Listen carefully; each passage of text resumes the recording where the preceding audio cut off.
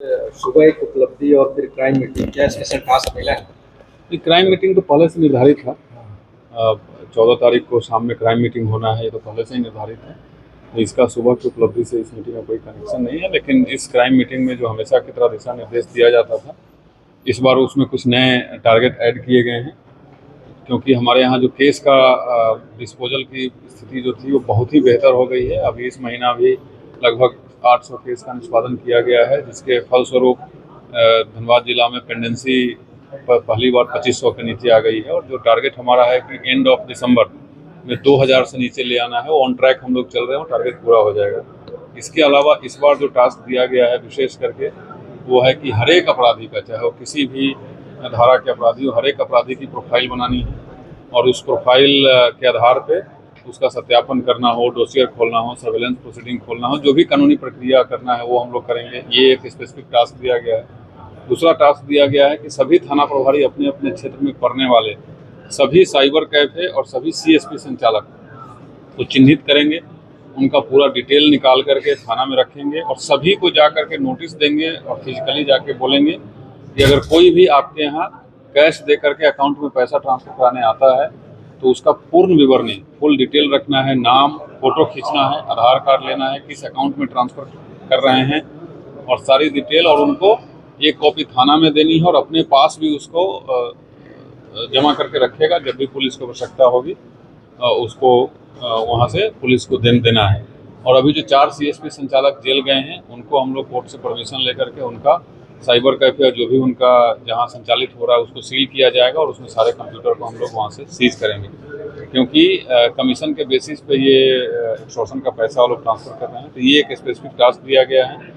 हमेशा की तरह केस निष्पादन जो करना है, कांड का निष्पादन, वो अब ऑटो पायलट मोड में आ गया है, उसके लिए विशेष करना नहीं है। सभी थाना प्रभारी अपने अपने हिसाब से कर रहे हैं। संचालक है सर, क्या वो गेम का थोड़ा सा हुआ हवाला कांड हुआ था, अमाउंट का ट्रांसफर, उसको लेकर पारदर्शिता बरतने के लिए? बिल्कुल बिल्कुल, क्योंकि वो बहुत सारे ऐसे सीएसपी या साइबर कैफे संचालक हैं जो कैश लेकर के किसी न किसी अकाउंट में ट्रांसफर कर सकते हैं। हो सकता है उनको जानकारी नहीं हो, बट अल्टीमेटली अगर आप रंगदारी से उठाए हुए पैसे को कहीं और उसको ठिकाना लगा रहे हैं तो आप भी दोषी हैं।